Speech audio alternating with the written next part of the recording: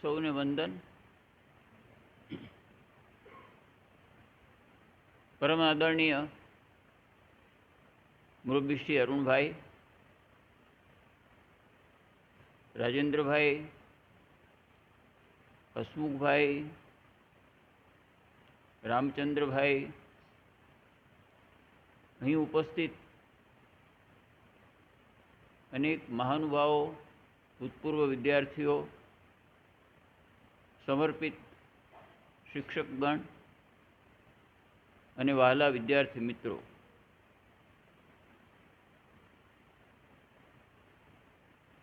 હસમુખભાઈ પાસેથી એક કળા હું શીખ્યો.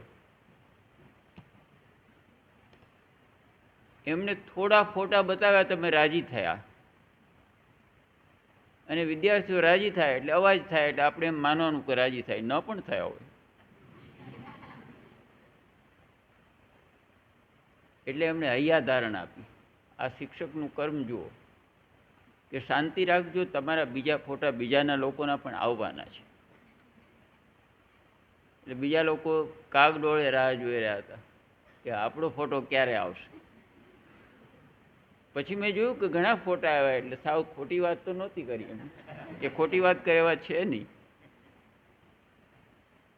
પણ એમના વતી હું કહું કે જે બાકી રહી ગયા હોય કંઈક કરો તો આવતા વર્ષે એમના ફોટા આવશે. આને માટે કંઈક કરવું પડે, દાખલો કરવો પડે.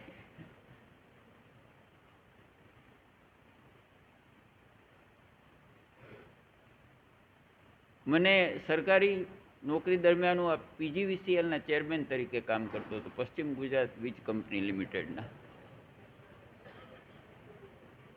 એટલે મને હૈયામાં એક ડર જેવું હતું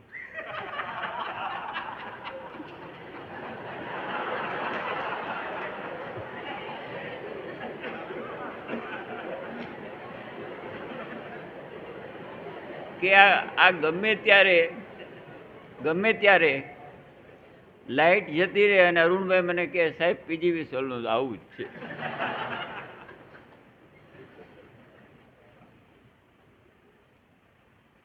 પાછો એમણે બીજો ભય બતાવ્યો કે લાઇટ જાય અને કોઈ એકલા હોય તો એની ઉપર હુમલો કરે. આવું તમે કરતા હો તો ન કરતા હો. એટલે વચ્ચે લાઇટ ગઈ એટલે મેં આજુબાજુ જોયું કંઈ હુમલા થાય છે, પણ પછી મને સમજાયું કે એકલા હોય તો જ થાય. એટલે કાલે અરુણભાઈ કહેતા હતા કે અમે સમૂહમાં રહેવાનું શીખવીએ છીએ.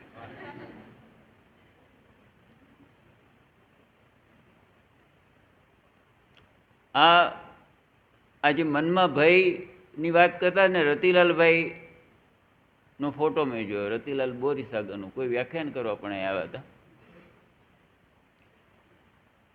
એટલે હમણાં એક દિવસ ગાંધીનગરમાં એક દિવસે વાત કરતા, સરસ વાત કરતા હતા. મને આ સંદર્ભમાં યાદ આવ્યું, પશ્ચિમ ગુજરાત વીજ કંપનીના સંદર્ભમાં. કે મેં રિક્ષા લીધી, એક જગ્યાએ બીજી જગ્યાએ જવા માટે રિક્ષા લઈ લીધી.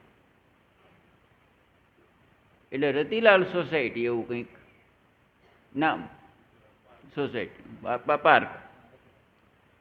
એટલે રિક્ષાવાળો કોઈ વચ્ચે ભૂલી ગયો, એટલે કહ્યું કે કયા પાર્કમાં કાકા? કહ્યું તો કે રતિલાલ પાર્ક. ભૂલી ગયા તો કાકા રતિલાલ જેવા નામ તો ભૂલી જ જવાય.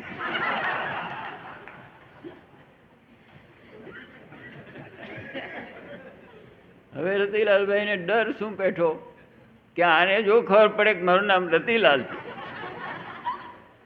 તો વચ્ચેથી ઉતારી મૂકે કે આ રતિલાલ જેવા પેસેન્જર હું રાખતો નથી. એટલે શેક્સપિયરે કહ્યું કે વોટ ઇઝ ધેર ઇન એ? નામમાં શું છે? પણ નામમાં તો ઘણું છે. આ લોકભારતીનું નામ છે સાહેબ, નામમાં ઘણું છે. નાનાભાઈનું નામ છે, મનુભાઈનું નામ છે.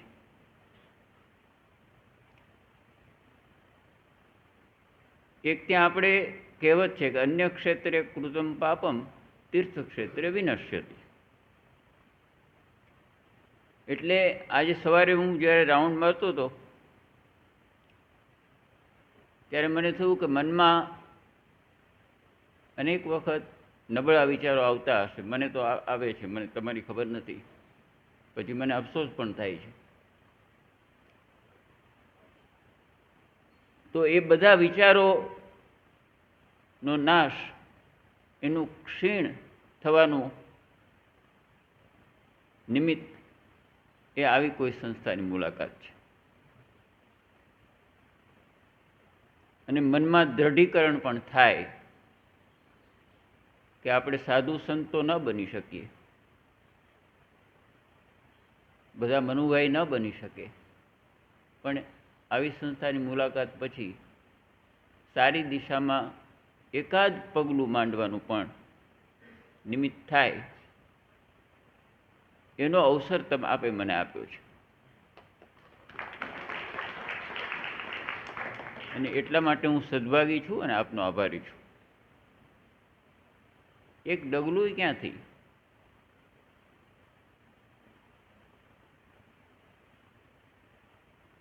ડગમગતો પગ રાખ તું સ્થિર મુજ, દૂર નજર છો ન જાય. કારણ કે દુર્માર્ગ જોવા લોભ લગીર ના, એક ડગલું બસ થાય. એક જ ડગલું.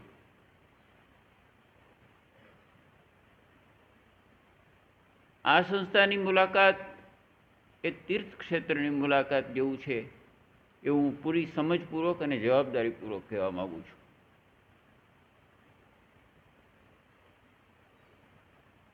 ઘણી બધી મહેનતના અંતે આ સંસ્થાઓ ચાલતી હોય છે. ઘણા લોકોના લોહી રેડાતા હશે ત્યારે આ સંસ્થાઓ ઊભી થતી હશે, ઘણા લોકોનો પરસેવો પડતો હશે ત્યારે આવી સંસ્થાઓ ચાલતી હશે.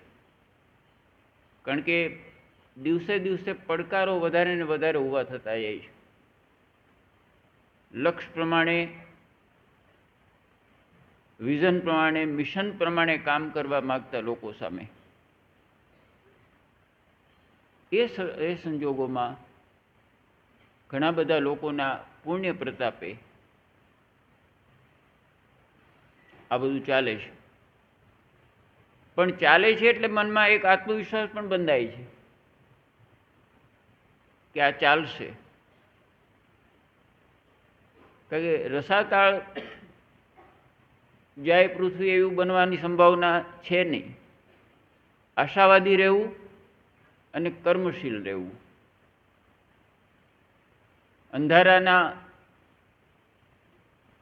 અંધારાની વગોવણી કરતા પહેલા દીપક પ્રગટાવવાની કોશિશ કરવી.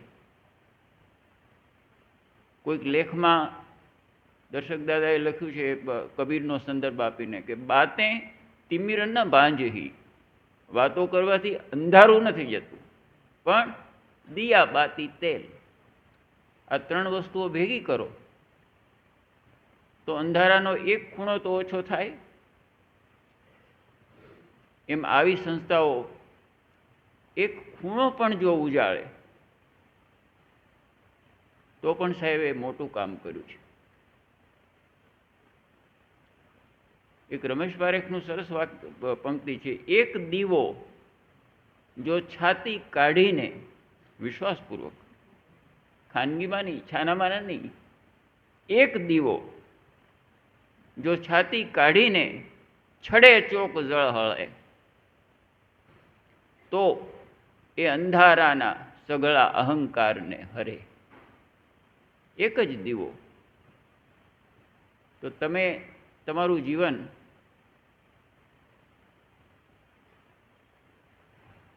જરૂરી નથી કે બધા જ મોટા માણસો થાય, બધા જ મોટા અધિકારીઓ થાય. આ મોટા અને નાના એ સાપેક્ષ છે. મૂળશંકર દાદાની છે ને, તું નાનો હું મોટો, એવો મૂરખ કરતા ગોટો. ખારા જળનો દરિયો ભર્યો પણ મીઠા જળનો લોટો, તો તરસ્યાને તો મોટો લાગે મીઠા જળનો લોટો. એટલે આ સાપેક્ષ વસ્તુ છે.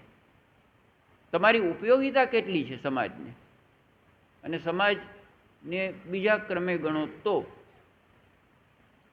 પહેલા ક્રમે તમારા ઘરને તમારી ઉપયોગિતા છે, બીજા ક્રમે તમારા ગામને તમારી ઉપયોગિતા છે, અને ત્રીજા ક્રમે સમાજને તમારી ઉપયોગિતા છે. અને જો હોય આનું ઓડિટ તો જાતે કરવું પડશે. આનું સર્ટિફિકેટ કોઈ બહારથી નહીં આવે. તો હું આશા રાખું છું કે આપણી જાતનું આ ઓડિટ આપણે કરીએ અને આપણે જ આપણી જાતને પ્રમાણિત કરીએ કે આપણે એ વર્ગમાં છીએ, બી વર્ગમાં છીએ કે સી વર્ગમાં છીએ.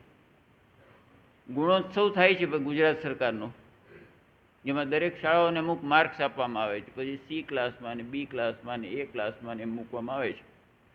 સી ક્લાસવાળાને એવું કહેવામાં આવે તમે બી ક્લાસમાં જાઓ, બી ક્લાસવાળાને કહેવામાં આવે તમે એ ક્લાસમાં જાઓ. તો આપણું ગુણાંકન કર્યા પછી જો આપણે સી ક્લાસમાં હોઈએ તો પ્રયાસ કરવો કે આપણે બી ક્લાસમાં જઈ શકીએ એમ છીએ કે નહીં, અને જવું હોય તો કેવી રીતે જવું. અને આટલું જો આપણે કરીએ, તમે કરો હું પણ કરું, તો આપણે જ્યાં છીએ ત્યાંથી થોડા આગળ વધવાની શક્યતાઓ છે. અને કદાચ આગળ ન વધીએ તો પાછા નહીં પડીએ, એટલી તો ગેરંટી છે. જીવન મૂલ્યો, સાહિત્ય, શાસ્ત્રો, સમાજ, આ બધી બાબતો છૂટક છૂટક આપણે સાંભળ્યા કરીએ છીએ. તમે સાંભળો છો, હું સાંભળું છું, પણ એ બધી ઇન્ટિગ્રેટેડ બાબતો છે. અલ્ટિમેટલી આ બધાનું એક સંયોજન છે, આ બધાનું એક સાયુજ્ય છે, અને માટે આ બધી વસ્તુઓ શોભે છે, શોભનીય છે. તમે જુઓ તો શાસ્ત્રોની વાતો એ કોઈક ભલે કે 2000 વર્ષ પહેલાં, પણ વિનોબાજી એ અમુક શાસ્ત્રો માટે, વિનોબાજી જે શાસ્ત્રો માટે કહે એને મારી ટૂંકી સમજ પ્રમાણે હું સ્ટાન્ડર્ડાઇઝ ગણું છું. કારણ કે એનેથી વધારે કોઈ શાસ્ત્રોનો અભ્યાસ નથી કર્યો. એનાથી મોટા કોઈ ગીતાના પુત્ર નથી. ગીતા વિશે ઘણા લોકોએ લખ્યું હશે, પણ વિનોબાજી ભગવદ્ ગીતાના પુત્ર છે એમ કહી શકીએ. એટલે એમણે જે વર્ષો આપ્યા છે એ પ્રમાણે ગણીએ તો 4000 કે 5000 વર્ષ પહેલાં પણ જે વાતો શાસ્ત્રોમાં કહેવાય છે, વ્યક્તિઓ ગમે તે હોય, ત્યાં રામનું પણ નામ હોય કે કૃષ્ણનું પણ નામ હોય, પણ મૂળ સિદ્ધાંત જે છે એ સાતત્યપૂર્ણ છે. એ દરેકમાં જે મૂળ લોક છે એ સાતત્યપૂર્ણ છે. કાકા સાહેબે કહ્યું કે લોક સાહિત્ય એ શાશ્વત સાહિત્ય છે. જેમ ગાંધી શાશ્વત છે એના ગુણને કારણે, એના નામને કારણે નહીં. મોહનદાસ નામ હોય કે મનુભાઈ નામ હોય એનું મહત્વ નથી, એનું ગાંધીને પોતાને પણ મહત્વ નહોતું. એટલે લોક શાશ્વત છે, માટે આ સાહિત્ય શાશ્વત છે. કાકા સાહેબ અમુક વસ્તુઓ તો તમને એકદમ શીરાની જેમ ગળે ઉતરી જાય એવી રીતે વાત કરવાની, એમની લખવાની, વાત કરવાની શક્તિઓ હતી. એટલે કહ્યું કે આ સાહિત્ય શાશ્વત છે કારણ કે લોક શાશ્વત છે. લોક સિવાય તો આપણું અસ્તિત્વ જ નથી. અને જે લોકનું દર્શન કરે એને સાર્વત્રિક દર્શન થાય છે. આ બીજી વાત કરી. પ્રત્યક્ષદર્શી લોકાનામ, કૃષ્ણ અર્જુનને સમજાવે છે કે પ્રત્યક્ષદર્શી લોકાનામ સર્વદર્શી ભવેન નર. એ એનું સાર્વત્રિક દર્શન કરે છે, જે લોકનું પ્રત્યક્ષ દર્શન કરે છે. અને માટે આવું લોકનું પ્રત્યક્ષ દર્શન દર્શક દાદાના મતે મેઘાણીએ કર્યું. એવું એમના એક સરસ પ્રવચનમાં પ્લેટિનમ જુબિલીમાં હમણાં જેનો ઉલ્લેખ કર્યો, ચોટીલામાં કર્યો. એમણે કહ્યું લોકને કે તમે ઘણા લાંબા વખતથી અહીં બેઠા છો, એ અમારી વિદ્વતાપૂર્ણ વાતો સાંભળવા માટે નથી બેઠા. એવું હું માનતો પણ નથી કે તમે પ્રવચનો સાંભળવા બેઠા હો, પણ તમે એટલા માટે બેઠા છો કે તમને એમ લાગે છે કે તમને જે માણસ વહાલો છે, તમે જે માણસને વહાલા હતા, એની કોઈક વાત કરવા અમે અહીં આવેલા છીએ, એટલે તમે બેઠા છો. એમણે આગળ કહ્યું, આ પ્લેટિનમ જુબેલીના દર્શકના વક્તવ્યો છે એ શાળાઓમાં વાંચવા જેવા છે. બીજી વાત કરી એમણે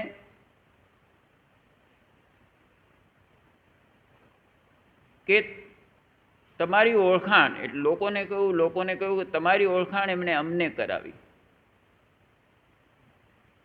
પણ પછી બહુ સરસ દાદા વાત કરે છે કે તમારી ઓળખાણ એમણે તમને પણ કરાવી, તમારી ઓળખાણ તમને કરાવી કે તમે કોણ છો. આ મેઘાણી કર્મ વિશે આટલી અધિકૃતતાપૂર્વક એમણે વાત કરી. કાળી અંધારી રાતમાં તે તો તેજની જોઈ લકીર. રાત અંધારી હતી પણ તેજની લકીર જોઈ. કાળી અંધારી રાતમાં મેઘાણીને કહે છે, તે તો તેજની જોઈ લકીર, જુલમી નરમાં માનવતાના હૈયે દીઠા હીર. અંતરના લોઢ ઉછાળ્યા અને સમુદરમાં વીરડા ગાળ્યા. વીરડા તો ગાળ્યા પણ સમુદરમાં. કવિ દાદે મેઘાણીને શ્રદ્ધાંજલિ આપતા લખ્યું છે. તો એના થકી પણ લોકોની ઘણી વાત આપણા સુધી પહોંચી. આ સાહિત્યનો ફાયદો શું છે? તમામ સાહિત્યનો, લોક સાહિત્ય સહિતના, કે સમાજને ઘડવામાં પણ એની ઉપયોગિતા છે અને વ્યક્તિગત ઘડતરમાં પણ એની એટલી જ ઉપયોગિતા છે. અને ઘણા વ્યક્તિઓનું જો ઘડતર થાય તો આપોઆપ સામાજિક વિકાસ થાય. કોઈકે એટલે જ 150 વર્ષ પહેલાં બાર્ટન લાઇબ્રેરી શરૂ કરી હશે ભાવનગરમાં. તો આ સાહિત્યએ કામ કર્યું છે.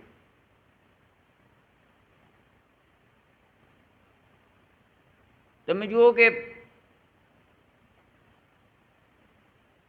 જે કાળે ગુલામીને સહજ માનવામાં આવતી હતી, ગુલામ હોય તો પ્રોપર્ટી હોય, ગુલામો એક પ્રોપર્ટી જેને તમે ખરીદી શકો અને વેચી શકો. આજે મારી પાસે કોઈ ગુલામ હોય તો હું વેચીને તમને આપું, તમે કોઈ ત્રીજાને આપો, ત્રીજો કોઈ ચોથાને આપે. મારી પાસે બાપ અને દીકરી હોય તો હું બાપને વેચું, દીકરીને બીજાને કોઈકને વેચું. આ સંજોગોની અંદર અંકલ ટોમ્સ કેબિન લખાય. અને આ લોકોની સ્થિતિ હેરિયટ બીચર સ્ટ્રોવ આપણા સુધી લાવ્યા.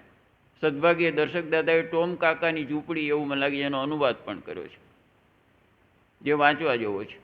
મૂળ પુસ્તક તો વાંચવા જેવું છે જ, પણ આ પણ વાંચવા જેવું છે. તો એણે એક જાગૃતિ ઊભી કરી અને અબ્રાહમ લિંકન જેવા લોકોને એવું લાગ્યું કે આ ગુલામો સામેની જાગૃતિ ઊભી કરવામાં એક ખૂબ મહત્વનો ફાળો એક આ પુસ્તકે આપ્યો છે 19મી સદીના મધ્ય ભાગમાં. અને એવું જ એના પછી 10 વર્ષે આવેલું બીજું પુસ્તક, જેને સ્વામી આનંદ 19મી સદીના શ્રેષ્ઠ પુસ્તકો પૈકીનું એક ગણાવે છે, જેની વાત પણ થઈ, લે મિઝરેબલ. એનો પણ સરસ અનુવાદ થયો દુખિયારા નામથી. મૂળશંકરભાઈએ જ કર્યો ને.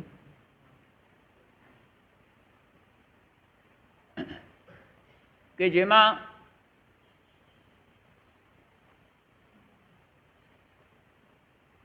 આપણી આ પૂરી સિસ્ટમ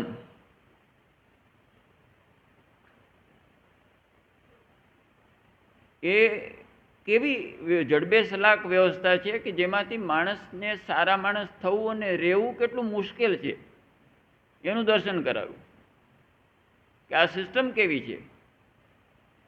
હવે જે વિક્ટર હ્યુગોને 1861 કે 62માં લાગ્યું,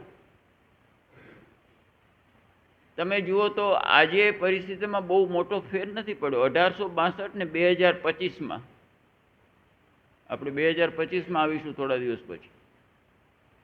આજે પણ સિસ્ટમનો ભોગ લોકો બને છે. 2 દિવસ પહેલા આંકડા આવ્યા હતા કે થોડા છેલ્લા મહિનાઓમાં આ જુદી જુદી જગ્યાએ નાના મોટા છમકલા યુદ્ધોના ચાલે છે, એમાં સાતત્યપૂર્ણ આ યુક્રેનવાળો યુદ્ધ ચાલે છે, એમાં 35-40 હજાર લોકોનો ભોગ લેવાયો. બીજા તો કેટલા બેહાલ થયા હશે એનો તો કોઈ આંકડો નથી. આ કોના વાંકે થાય છે? આમાંના કોઈને એકબીજા સાથે વાંધો છે જ નહીં. યુક્રેનના કોઈ નાગરિકને રશિયન નાગરિક સાથે વાંધો નહીં, રશિયાના કોઈ નાગરિકને યુક્રેનના કોઈ નાગરિક સાથે વાંધો નહીં. તો આ કથા જ્યારે લખાઈ, આ સિસ્ટમ સામે આ કથાએ જ્યારે આક્રોશ વ્યક્ત કર્યો, ત્યારે દુર્ભાગ્યે આજે સ્થિતિ જો એ હોય તો એની સામે બચવાનો ઉપાય શું છે? એ ગાંધીએ કહ્યું કે આનો બચવાનો ઉપાય આ છે, કો એક્ઝિસ્ટન્સ ઓર નો એક્ઝિસ્ટન્સ. કાં તો તમે સાથે જુઓ, હમણાં જ અરુણભાઈએ સરસ વાત કરી કે સાથે જીવવાનું શીખો, નહીં તો મરવાનું તો સાથે નક્કી જ છે. પણ આપણે બધું એમ માનીએ છીએ કે બધા ભેગા મરવાનું છે ને, આવવા દો ને, આવે ત્યારે. મને ચિંતા એક જ છે કે હું એકલો ન મરી જાઉં.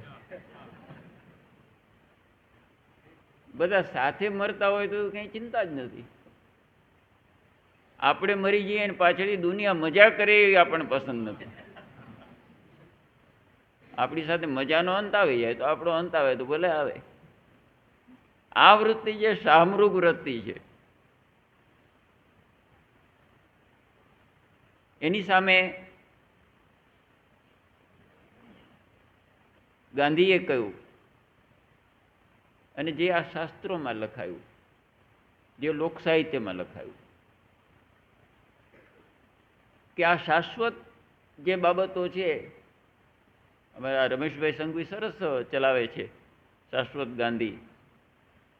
શાશ્વત ગાંધી હવે નામ તો બીજું બદલાયું છે, હવે અકાલ પુરુષ, કારણ કે શાશ્વત ગાંધી એમને બહુ બધી ગડમથલમાં દિલ્હીમાં પડ્યા અને એમાં કંઈ નામ મળ્યું નહીં.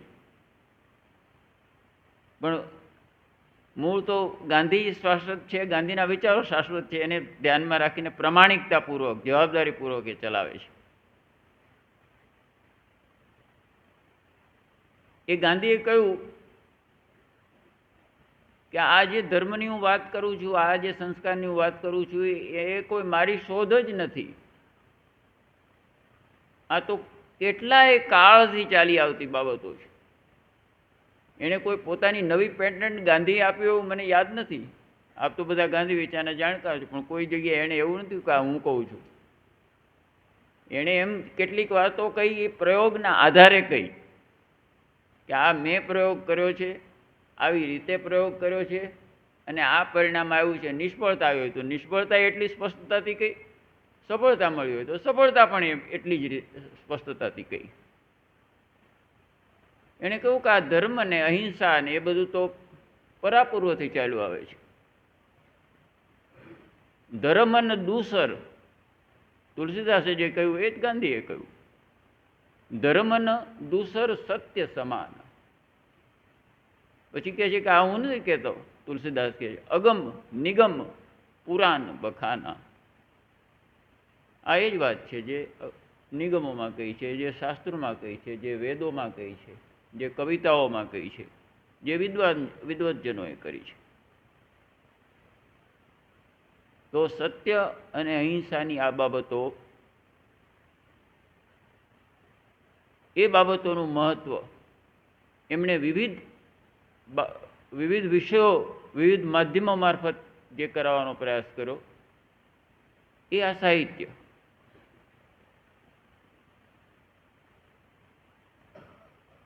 તમે જુઓ, કોઈ પણ મહાપુરુષ, સહજાનંદ સ્વામીએ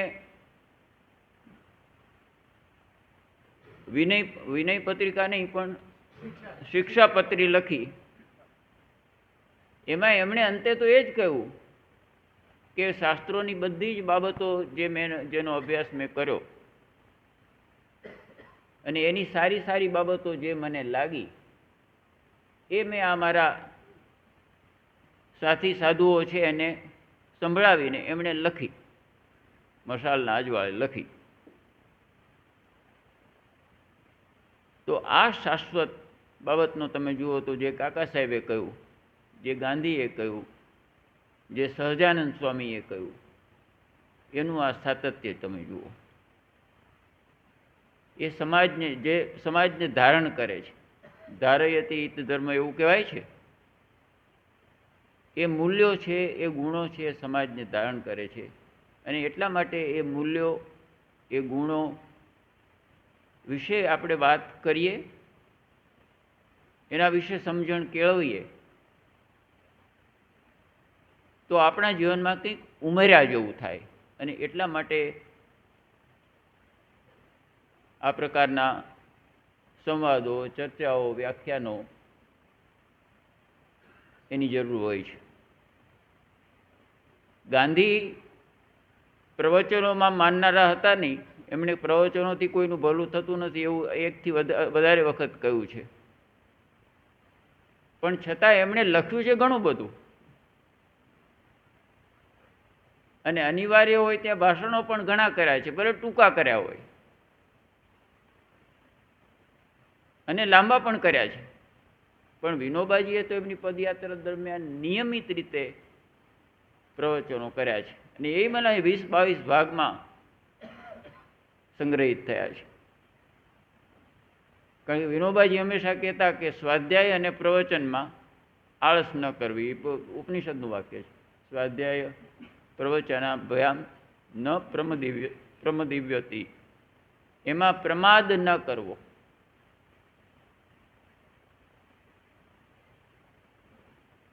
એટલા માટે પણ આવી બાબતો અહીંયા થાય છે. એનું મારી દ્રષ્ટિએ એક મૂલ્ય છે.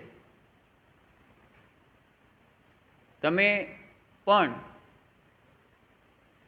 હવે તો આ ડિજિટલ માધ્યમ છે એટલે મને લાગે તમારે ત્યાં આટલા બધા ઘણા બધા આપે જે આજે નામ આપ્યા એમાં ઘણા તેજસ્વી લોકોના અહીંયા પ્રવચનો થયા છે.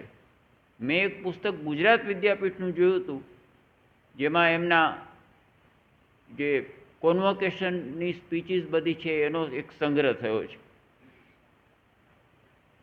હા, 2 ભાગમાં થયો છે, બરાબર. એક ભાગ તો મેં જોયો પણ ખરો. તો એ પ્રકારે મને ખબર નહીં, પણ એ સાહેબ એ પણ કરવા જેવું કામ છે. કદાચ પૂરું ના આપી શકાય અથવા સિલેક્ટેડ તો પણ એ એક સારું વાંચનનું માધ્યમ થશે. અને જો તમે આનું ડિજિટલ વર્ઝન તો કરતા જ હશો ને, તો એ પણ આપણી વેબસાઇટ હોય તો ઉપર મૂકી શકો તો આ વિદ્યાર્થીઓ જ્યારે પણ કદાચ આજે એમને આ બહુ મહત્ત્વનું ન લાગે તો 4 વર્ષ, 5 વર્ષ કે 10 વર્ષ પછી ચોક્કસ લાગશે. તો ત્યારે ફરી એને સાંભળી શકે. એમને ગમે એ સાંભળે, એમને ગમે એટલું સાંભળે. પણ આ પ્રકારની વ્યવસ્થાઓ હવે ઓછી ખર્ચાળ અને સરળ થઈ ગઈ છે. એટલે આ ડિજિટલ માધ્યમોનો આ એક મોટો ફાયદો પણ છે. એ સાધનનો તો પછી સાધનને તો દોષ દેવાની જરૂર નથી કે સાધનનો તમે ઉપયોગ કેવી રીતે કરો છો એના ઉપર આધાર છે. જો સાધન તમારા ઉપર સવાર થઈ જાય તો મુશ્કેલી છે, અને તમે સાધનનો વિવેકપૂર્ણ રીતે ઉપયોગ કરો તો એનો ફાયદો છે.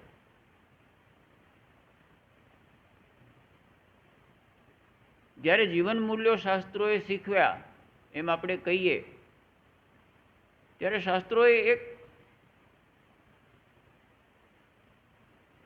સંત સાહિત્ય, લોક સાહિત્યએ એક એવી ભૂમિકા તમને કરી આપી, આપણને કરી આપી કે જેનાથી આપણા મનમાં કેટલાક એવા ભાવ કેળવાય કે આપણા જીવનમાં થોડી વધારે શુચિતા લાવે, આપણા જીવનમાં થોડી વિચાર લાવે, આપણા જીવનમાં થોડો વિવેક લાવે. એક એમણે કહ્યું કે આ સૃષ્ટિ છે એ તો સનાતન છે. આજથી 5000 વર્ષ પહેલાં હતું ને આજથી 5000 વર્ષ પછી હશે. પણ ઈશ્વર અને આ સૃષ્ટિનો એક સરસ સુમેળ. એમણે કહ્યું કે આ સાહિત્ય કહ્યું, નોતા રે મેરુ અને નોતી મેદની. નોતા જેદી ધરણી અને આકાશ રે, ચાંદો ને સૂરજ જેદી બેય નોતા. ધણી મારો તેદી આપો આપ રે, અખંડ ધણીને હવે તમે ઓળખો. આ ખંડમાં વેચાયેલો નથી. પ્રભો તું આદિ છે. આ કોને લખ્યું હશે? કાં હું આખું કહું પછી તમે બોલો. પ્રભુ તું આદિ છે, સૂચિ પુરુષ પુરાણ તું જ છે. તું સૃષ્ટિ ધારે છે, સૃજન પ્રલય નાથ તું જ છે. અમારા ધર્મોનો અહર્નિશ ગોપાલ તું જ છે. અપાપી પાપીનું શિવ સદન કલ્યાણ તું જ છે. કોને લખ્યું સાહેબ બોલો? છોકરાઓએ કહેવું પડે. નાનાલાલને વાંચ્યા છે કે નહીં? એમનો આ બહુ જાણીતો જુલણા છંદ છે. અમારા ધર્મોનો અહરની, એ શરૂઆતની પંક્તિઓ કદાચ તમને યાદ હોય. આ વચ્ચેની એક પંક્તિ છે. આ અખંડ ધણી. કબીર સાહેબે પણ આ જ વાત કહી. जल में कुंभ कुंभ में जल है, बाहर भीतर पानी. फूटा कुंभ जल जल ही समाया, यह तरथ ये बात समझो ज्ञानी. કોઈનો અસ્તિત્વ મટી જાય તો એ મોટા અસ્તિત્વમાં ભળી જાય છે.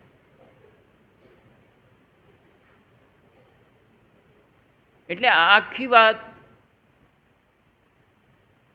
એ લોક સાહિત્યમાં, સંત સાહિત્યમાં જ્યારે કહેવાય ત્યારે આ વસ્તુને ધ્યાનમાં રાખીને કહેવામાં આવી છે. આપણે આજે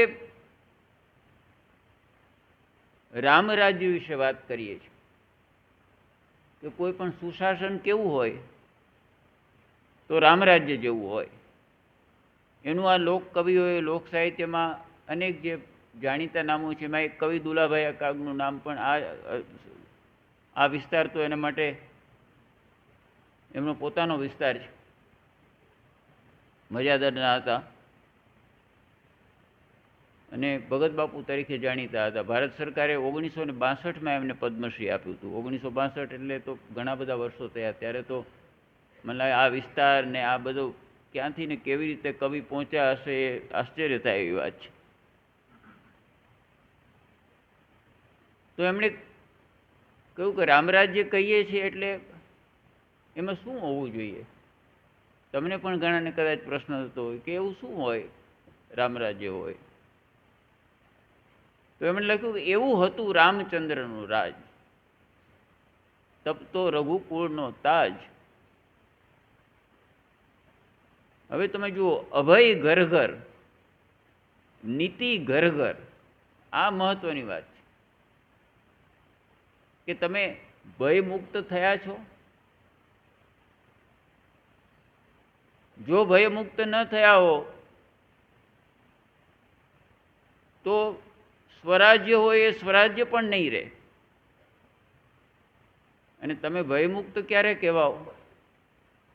કે જ્યારે તમે સાચી વાત શીખો, સમજો અને કહો પણ ખરા.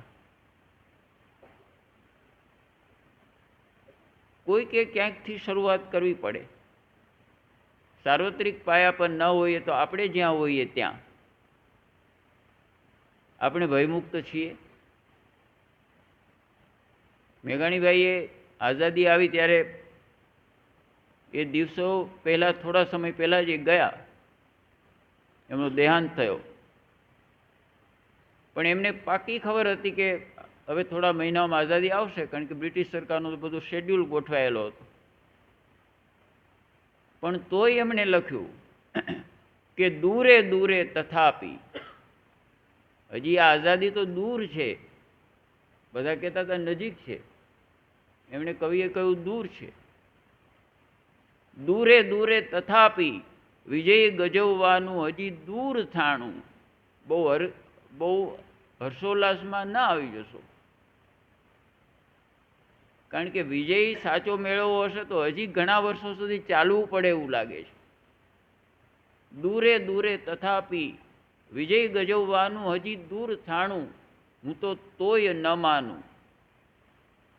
પછી કહે છે સકળ ભય હરા વિશ્વનું વાય વાણું.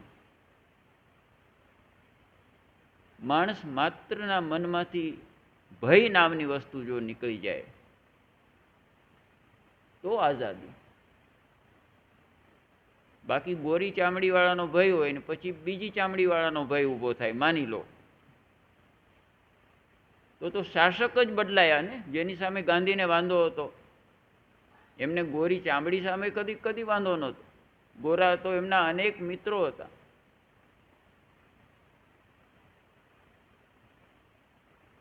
એટલે પાપી સામે નહીં પણ પાપ સામે વાંધો હતો.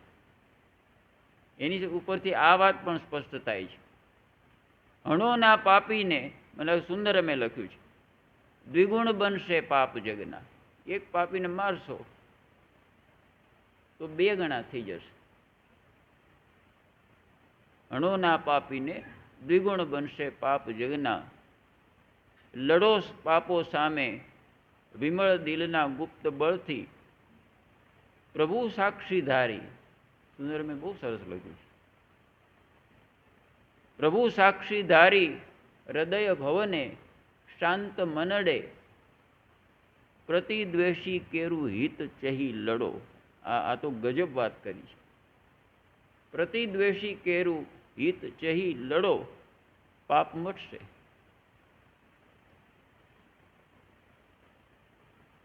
તો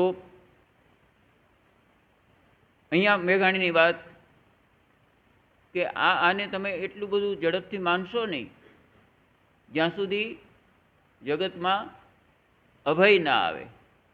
અને અભય ક્યારે આવશે? તો અહીંયા કહ્યું કે રામરાજ્ય હોય તો. અને રામરાજ્ય કોણ કેવું? તો સુશાસન હોય. અભય ઘર ઘર, નીતિ ઘર ઘર, મંગળ ઘર ઘર સાજજી.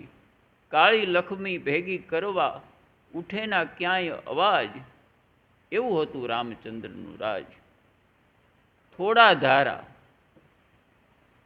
કાયદાઓનું જંગલ ના હોય. થોડા ધારા, કાયદાઓ થોડા હોય પણ પાલન થતું હોય. થોડા ધારા, ન્યાય નિર્મળ. ન્યાય એકદમ સ્પષ્ટ, સરળ અને ઝડપી હોવો જોઈએ. હમણાં અરુણભાઈ સરસ વાત કરતા, મને એના પરથી યાદ આવ્યું ન્યાયની વાતમાં કે એક અધિકારી, નકલી અધિકારી ઝડપાયા. એમ એક નકલી કોર્ટ ઝડપાઈ. હવે એ કેવી રીતે ઝડપાઈ કે હસમુખભાઈ જેવો કોઈક સમજદાર માણસ એની મુદતે ત્યાં હાજર થયો નકલી કોર્ટમાં. એટલે આ લોકોએ કહ્યું કે તમને તો ચુકાદો આપી દઈએ. એમ ચુકાદો આપીને કંઈક મેળવી લેવાની આશા હતી. પણ મુદત ના પાડી. એટલે સાહેબને શંકા થઈ કે આ મુદત ના પાડે તો આ અસલી કોર્ટ ના હોય.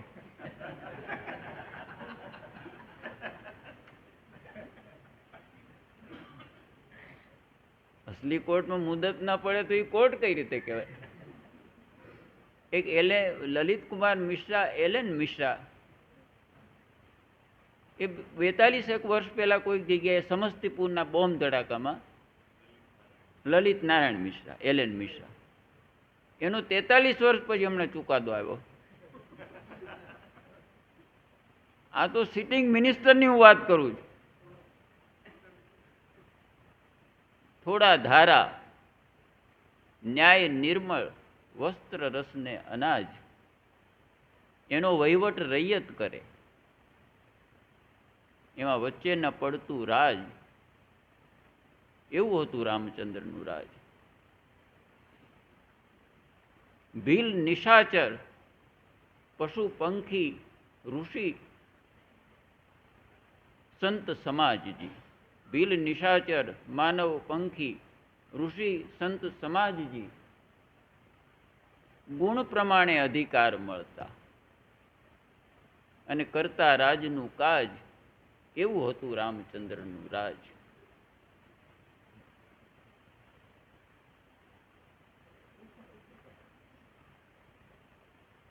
પણ આ રાજ્ય મેળવવા માટેની પાત્રતા, સારા નાગરિકો આપણે થઈએ, સારા નાગરિકો બનીએ તો આ સુશાસનનો લાભ આપણા સુધી પહોંચી શકે. એ બનવાનો પ્રયાસ એ આ પ્રકારની શિક્ષણ સંસ્થાઓ છે. સાહિત્યમાં ભલે બધું લખાયું હોય, બધું લખાયું હશે, પણ એ પ્રકારની ભાવનાઓ ઊભી કરવા માટે આ શિક્ષણની જરૂર છે. આ પ્રકારની સંસ્થાઓની જરૂર છે જ્યાં સાથે રહેવાય અને જ્યાં સંવેદનશીલતાનો વિકાસ થાય.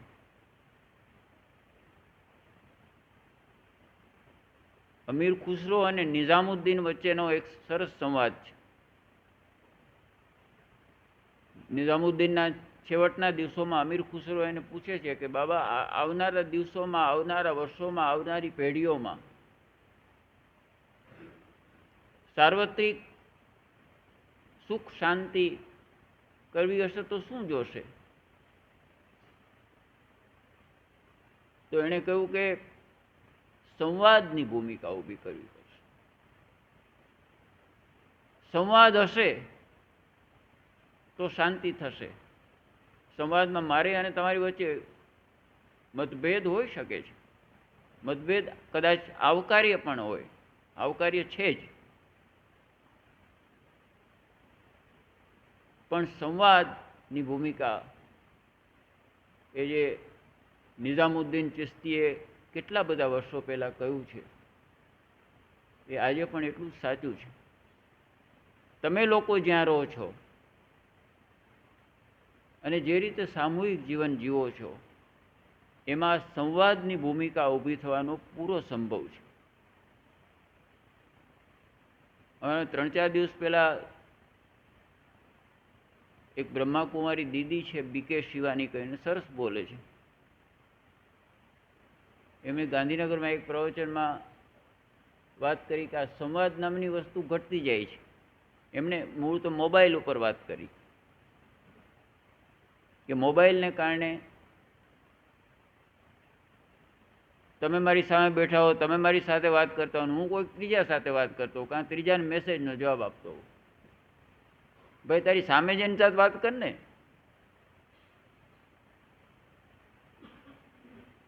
તો સંવાદની ભૂમિકા ઘટતી જાય એ સમાજ માટે વિસંવાદ ઊભી કરનારી બાબત છે. એ સમાજ માટે સંઘર્ષ કરનારી બાબત છે. અને એટલે તમે જ્યાં છો ત્યાં તમને ઘણી વખત ઘણા એકબીજાના પાર્ટનરો માટે તો આનો કાલે આ રૂમ વાળવાનો વારો હતો પણ વાળ્યો નહીં એને સરખો, અને મારો ખૂણો એને બરાબર વાળ્યો નથી, એવા ઝઘડાઓ થતા હશે, એવા મતભેદ કદાચ થતા હશે. આનો રસોઈનો વારો હતો ને એ મોડો આવ્યો ને અમે બધા વહેલા આવ્યા, એ ભલે થતું હોય, પણ છતાં તમે એક સમૂહ જીવનમાં રહો છો, આશ્રમમાં રહો છો. એ આશ્રમ જીવનનો એક મહિમા છે, અને એક મોટો મહિમા એ સંવાદનો છે. અને જગતના સાહિત્યમાંથી આ વસ્તુઓ તમે જુઓ તો આવી છે. ગાંધીજીની શરૂઆતમાં આ દેશમાં તેમની ક્યાંય વકીલાત જ ન ચાલી. આ પણ એક નવાઈની વાત છે. ન રાજકોટમાં ચાલી, ન મુંબઈમાં ચાલી. આફ્રિકા ગયા પછી એ માણસનું ખબર નહીં કેવું પરિવર્તન થયું. કારણ કે પહેલી જ વખતે ઊભા રહ્યા આફ્રિકન કોર્ટમાં, ત્યારે એને કહ્યું તમારે પાઘડી ઉતારીને આવો. એણે કહ્યું પાઘડી ઉતારીને હું નહીં આવું, પાઘડી મારા પહેરવેશનો ભાગ છે. ત્યાંથી એક સત્યાગ્રહી ગાંધીનું મને લાગે છે ધીમે ધીમે ઘડતર થવા માંડ્યું.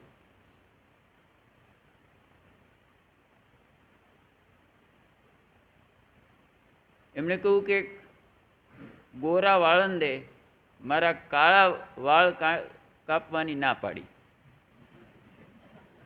એ વખતે ગાંધીજીના પહેલેથી ધોળા નહોતા.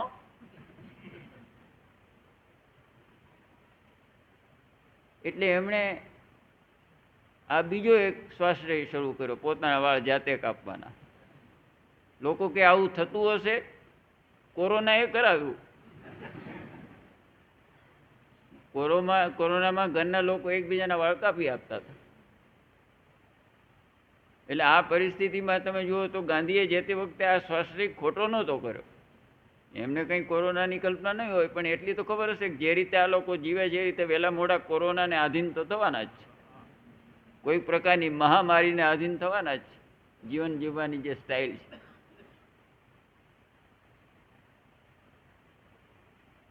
તો એ જે વાત છે એ સાહિત્યએ કહી. એને સાહિત્ય જીવનને હંમેશા અનુરૂપ રહેવાનો પ્રયાસ કર્યો. જે તે કાળમાં સાહિત્ય શૂન્યાવકાશમાંથી નથી થતું.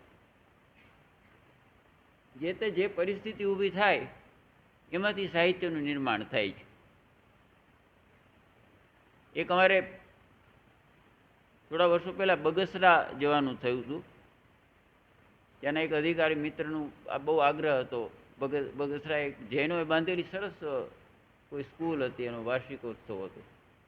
અને એ દિવસોમાં હું સરકારી નોકરીમાં હતા અને અમરેલી જવાનું જરૂરી પણ હતું. એટલે બધું સાથે જ ભેગું થયું. એટલે ત્યાં બહેનો એક ગરબો રજૂ કર્યો. શરૂઆતમાં જેમ સાંસ્કૃતિક પ્રોગ્રામ આજે તમે જો કે પેલી શરૂઆતમાં જે પ્રાર્થના ગાઈ, ગણરે બોલે ને એરણ સામે, એના માટે તો તમને ખૂબ ખૂબ અભિનંદન. બહુ સરસ ગાય.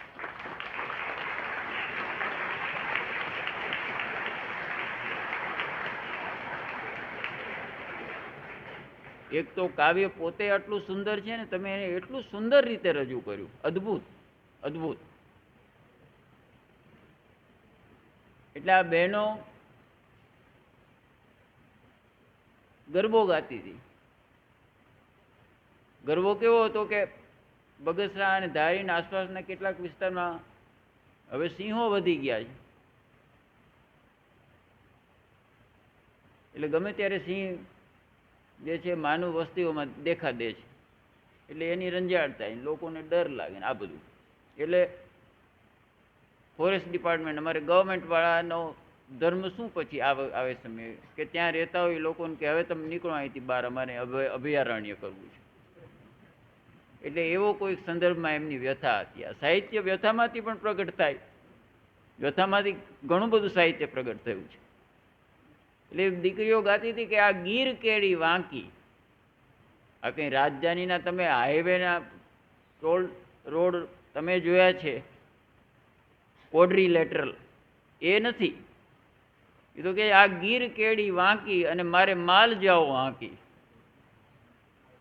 એક તો પાછું આ કેડીઓ વાંકી છે, એમાં મારે આ ગાયોને એને સાચવીને લઈ જવી.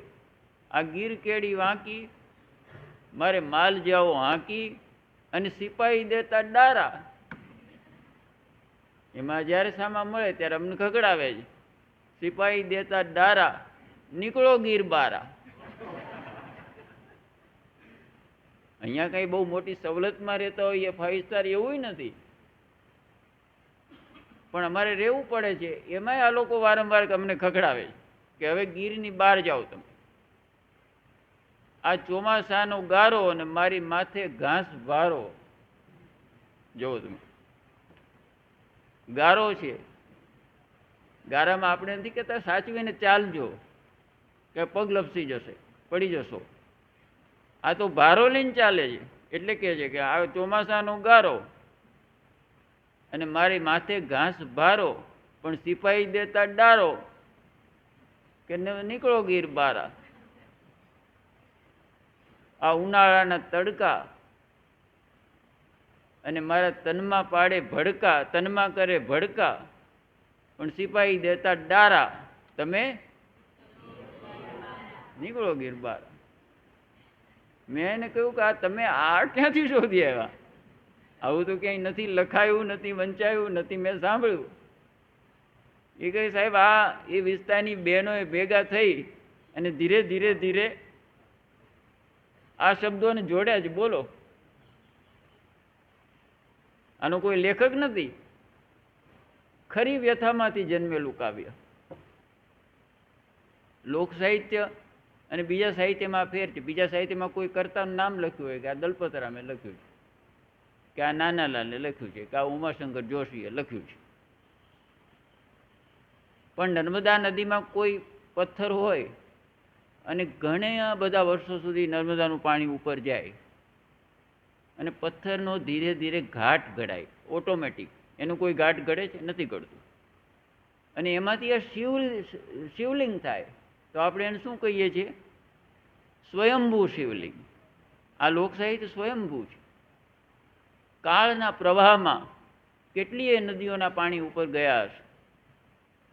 આનો આ એક દાખલો તો તે વિશે મને થયું કે આ તો બિલકુલ આપણને આશ્ચર્ય થાય કે લોકોની પોતાની વ્યથામાંથી પણ અને વ્યથામાંથી ઘણે ભાગે આ પ્રકારના ગીતો ઊભા થાય છે. દાદા હો દીકરી,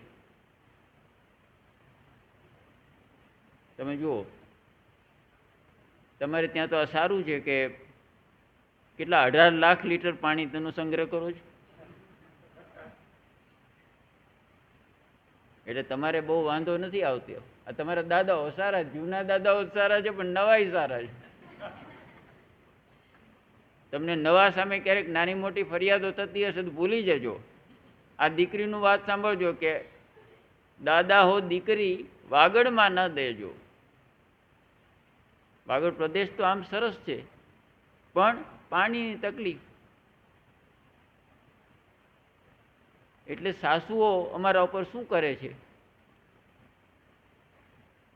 દાદા હો દીકરી વાગડમાં નવ દેજો. વાગડની વઢિયારી સાસુ દોયેલી. પણ એ દોયેલી શું કામ?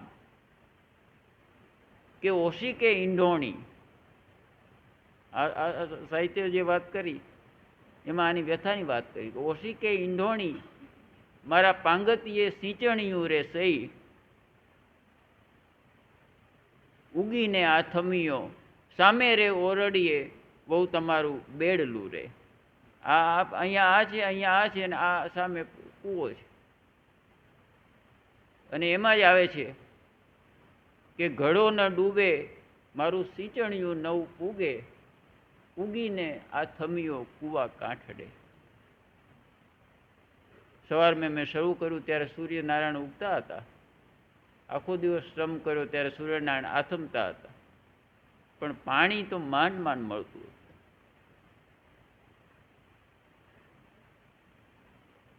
તો પાણીનો તમે બગાડ ન કરશો એવું સીધું ના કહ્યું, પણ સાહિત્ય પાણીનું મૂલ્ય સમજાવ્યું. અમારે એક વઢવાણમાં જીવામાં કરીને બહુ જ વિદુષી હતા, ભણેલા નહોતા. દરેક વિદુષી ભણેલા હોય એવું જરૂરી નથી. ઘણા તો ઘણું બધું જાણકાર હતા, પણ ફોર્મલ એજ્યુકેશન હતું નહીં. અમારા અરવિંદભાઈ આચાર્ય એના પુસ્તકનું વિમોચન માટે એમને લઈ ગયા. તો સનત મહેતાએ કહ્યું કે આને તમે લઈ આવ્યા, માજીને કેમ લઈ આવ્યા છો, શું એનું જાણવાનું? સનતભાઈ તો એ પ્રમાણે તરત જ કોઈ વાતનો તર્ક શું એને સમજવાનો પ્રયાસ કરતા. એટલે એણે કહ્યું તમે એ બોલે ત્યારે સાંભળજો. આ જે ડાપણની વાતો છે એ આ સાહિત્યની વાતો. એણે કહ્યું કે મારા તો લગ્ન કરીને હું આવી ત્યારે 70 વર્ષ થયા હશે. એટલે હવે તો એમને ગુજરી ગયા ને 20 વર્ષ થયા. તો એટલા વર્ષ પહેલાં હું લગ્ન કરીને આવી ત્યારે મારી સાસુ એવું કહેતા હતા, જીવામાં કહે છે કે બેટા ઘી ન ઢોળાય એવું ધ્યાન રાખવું કામ કરતા, પણ છતાં ઢોળાય તો ચિંતા નહીં. દૂધ ન ઢોળાય એનું પણ ધ્યાન રાખવું કામ કરતા કરતા, પણ કદાચ તોય ઢોળાઈ જાય તો ઓછી ચિંતા, પણ પાણી ન ઢોળાવવું. તો પાણીનું મૂલ્ય સનત મહેતાએ કબૂલ કર્યું કે આ યોગ્ય છે આ પુસ્તકનું વિમોચન. પાણી ઉપરનું પુસ્તકનું આથી વધારે કોઈ વ્યક્તિ એને માટે અધિકૃત ના હોઈ શકે કે જેણે 90 વર્ષ પહેલાંની વાત આજે આટલી સચોટ રીતે આ સભામાં કરી, જેણે અનુભવ્યું છે પ્રતીતિની વાત. એટલે લોકસાહિત્યની વાત લોકોને ગળે ઉતરે છે. કબીર સાહેબ પંડિતોને પૂછે છે કે તેરા મેરા મનવા कैसे एक होई રે. તારું ને મારી વાતનો કોઈ મેળ નથી બેસતો. પંડિતને કહે છે તું કહેતા કાગદ કી દેખી. તું જે કહે છે તો લખીને પોથી પંડિત છું, વાંચીને બોલે છે. મેં કહેતા આંખન કી દેખી. હું જે કહું છું એ પ્રતીતિની વાત કરું છું. હું જે વાત કરું છું અનુભૂતિની વાત કરું છું. આ પ્રતીતિમાંથી પ્રગટેલું કાવ્ય છે. આ પ્રતીતિમાંથી પ્રગટેલું સાહિત્ય છે. એટલે જ કહે છે કે વાગડમાં 9 દેશો. એણે કોઈ ડ્રામા નથી જોયું, એણે અનુભવ્યું છે. અને અનુભવેલી વાત એણે રજૂ કરી છે.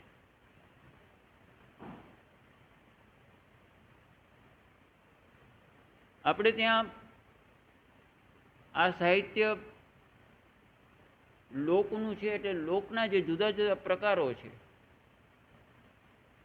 એમનામાંથી આ સાહિત્ય આવ્યું. પણ ઘણું કરીને ઘણા ભાગે સંત સાહિત્ય અને લોક સાહિત્ય એ શ્રમજીવી લોકોના મોઢામાંથી વિશેષ આવ્યું. જે રોજનું કમાઈને રોજનું પેટીયું રળે છે એ પ્રકારના લોકોએ માંથી આ સાહિત્ય તમે જુઓ. બીજા માર્જિનલાઇઝ અપવાદો બાદ કરતા મોટાભાગનું સાહિત્ય એ જેમણે શ્રમ કર્યો છે, જેણે જીવનમાં સંઘર્ષ કર્યો છે, જેમને જીવનમાં પડકારોને ઝીલ્યા છે, એવા લોકો મારફત આ સાહિત્ય આવ્યું છે. કારણ કે એ કોઈ જંગલમાં જઈને બેસીને પોતાની મુક્તિ માટે ભજન કરનાર સંતો નહોતા, પણ ગૃહસ્થાશ્રમી લોકો હતા, સંત કવિઓ હતા કે જે ગામમાં રહી, સારા ગૃહસ્થાશ્રમી તો ખરા જ, પણ ઉપરાંત પોતાની પ્રતીતિની વાત એમણે કોઈ કાગળ ને પેનમાં લખી, લોકોને સમજાવી, લોકોને કહી. રમણ મહર્ષિએ એક વાત લખી છે કોઈ સંન્યાસીની. એણે કહ્યું કે કોઈ વિચારશીલ ભાઈ પર્વત ઉપર ગયા. રમણ મહર્ષિ પોતાનું પણ એ આપે દર્શન કર્યું હશે. મૂળ સ્થાન છે પહાડ ઉપર છે. તો ત્યાં કોઈ સંન્યાસી બેઠા બેઠા પોતાની પરમ સાધના કરતા હતા. તો કોઈ વિચારશીલ માણસને એને પૂછ્યું, જે નીચેથી આવતો હતો, કે નીચે બધું ઠીક છે ને? તે કે જોવા નીચે પધારો ને મહારાજ, તમને ચિંતા થતી હોય નીચે પધારો. કવિગુરુ ટાગોરે પણ એક સરસ દાખલો આપ્યો છે. કવિ કહે કે મેં એકવાર એક સાધુને પૂછ્યું કે તમે આ સંસારીઓ, આમની આ તકલીફો, એમના વિશે કંઈ કરતા નથી? તો કે બહુ ઉકળી ગયા મારા ઉપર, ગુસ્સે થઈ ગયા કે મેં તો જગત છોડી દીધું છે. મારી મુક્તિ માટે મેં જગત છોડ્યું છે, મારી સાધના માટે મેં જગત છોડ્યું છે. તમે આવી ક્ષુલ્લક બાબતોમાં મને પાડો છો. પણ ટાગોર તો ટાગોર હતા ને. એણે કહ્યું કે તમારો આ ચકમકાટ કરતો જે ચહેરો છે અને ગોળ મટોળ ભરેલું પેટ છે, એ આ લોકો માંથી જ આવેલું છે. એ તમે તો ક્યાંય મહેનત મજૂરી કરવા ગયા હો તો આવો હોય નહીં તમારો દેહ. એ તો આ લોકો $2 રૂપિયા ભેગા કરીને આપેલા છે.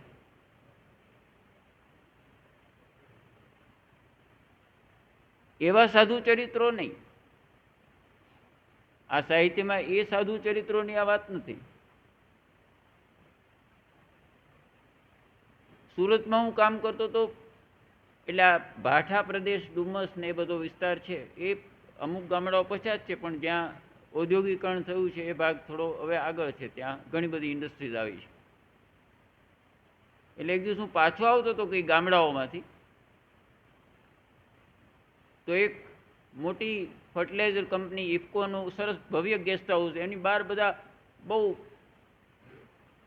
યુનિફોર્મ પોલીસ ને આ બધું હતું. તો મને તો એવું, કોઈ આ મિનિસ્ટરનો પ્રોગ્રામ હોય તો કલેક્ટરને ખબર હોય ને કે કોઈક મિનિસ્ટર પધારે છે ને પધારવાના છે, પણ મને તો કંઈ ખબર નહોતી. એ મને તો કેમ આટલા બધા પોલીસવાળાને ભાઈ કંઈ શું થયું હશે એમ જાણવાની ફરજ ખરી ને ઉત્સુકતા કરી. એટલે ત્યાંના જે પીઆઈ હતા એ ઊભા હતા, એને મેં કહ્યું કે આ શું છે અંદર બધા આટલા બધા પોલીસવાળાને, કોઈ આવ્યું છે, વીઆઈપી વિઝિટ છે? કારણ કે વીઆઈપી હોય તો જ આટલું બધું રક્ષણ આપણે કરવું પડે.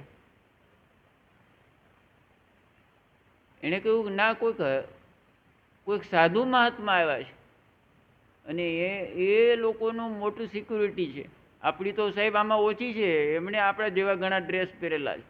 તમે ધ્યાનથી જુઓ તો ખબર પડશે, આપણા લોકો ઓછા છે આમાં. આપણે છીએ આટલા બધા એ આવ્યા એટલે આપણે થોડાક તો હાજર રહેવું પડે ને.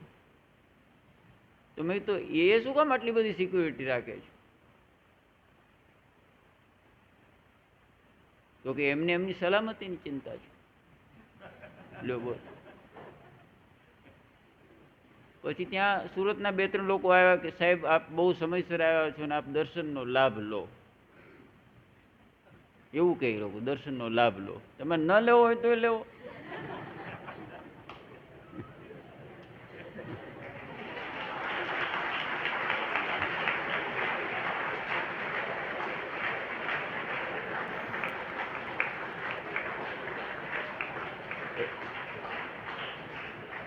એટલે અમે આ વહીવટમાં શીખેલા ને ના કહેવાની કળા.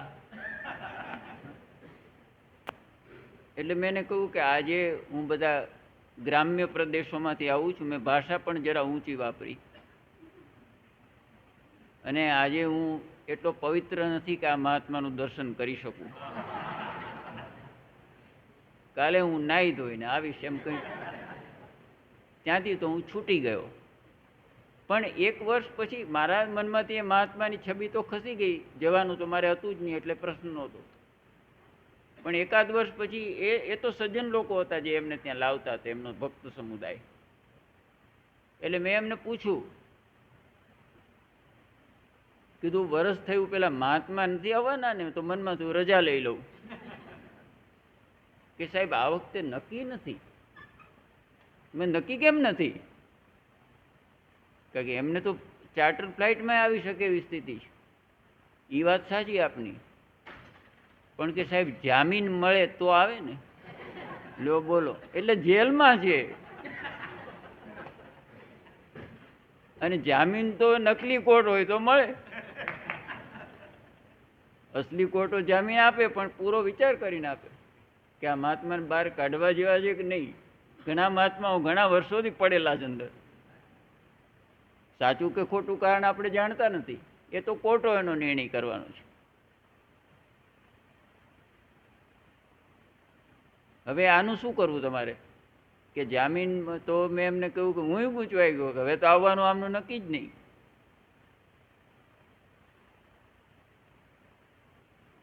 અખાએ આમના માટે લખ્યું છે. આ આપણું એક સરસ સાહિત્ય. અખો એક ખરેખર તો એક અદ્ભુત સાહિત્ય હતું એનું.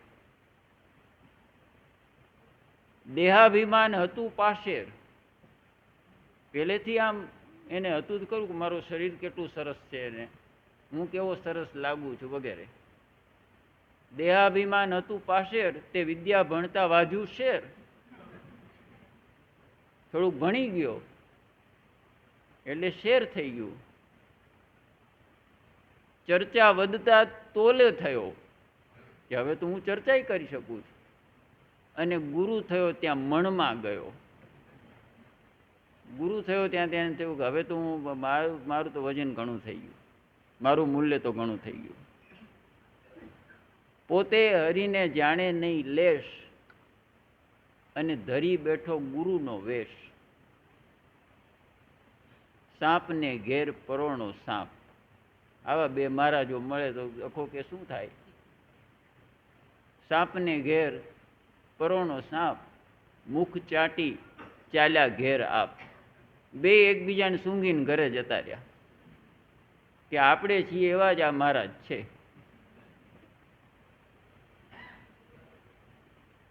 એ અખાએ જે વાત કરી એ આ પ્રકારના ગુરુઓને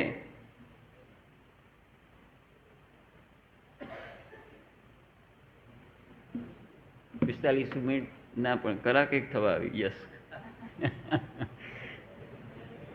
આપ સૌ ની સાથે જે વાત કરવાની થાય એમાં કંઈ બહુ ભાષણ કરતા હોય એવું મને લાગતું નથી, પણ તમે આમ 5-1 મિનિટ મોડી આવત તો ચાલત, પણ તમે એટલા નસીબદાર નહીં, નહીંતર ઘણી વખત ભાષણમાંથી તમે છૂટી જાઓ લાઈટ જતી રહે તો. પણ અહીંયા આપણે જનરેટર રાખ્યું છે. બધા સાથે વાત કરતા ખૂબ આનંદ થયો. આપનો આભાર માનું છું.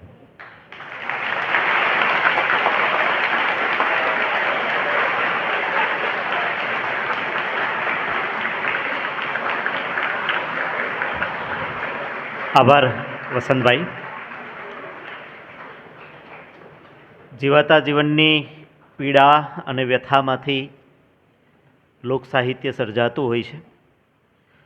સાહિત્ય સૂચિતાની જો સામગ્રી બને તો કેવા પરિણામો મળી શકે, એના કેટલાક દૃષ્ટાંતો ઉદાહરણો સાથે બહુ હળવાશથી આપણી સમક્ષ વાતો વસંતભાઈએ કરી. હજારો વર્ષના લોકજીવનના વલણોનું નવનીત એ લોકસાહિત્ય છે એ માટેની એક પીઠિકા એમણે પહેલાં વ્યાખ્યાનમાં આપણને બાંધી આપી. નાનાભાઈ ભટ્ટની આ સ્મૃતિમાં યોજાતી વ્યાખ્યાનમાળાનું બીજું વ્યાખ્યાન બપોરે 2:30 કલાકે યોજાશે.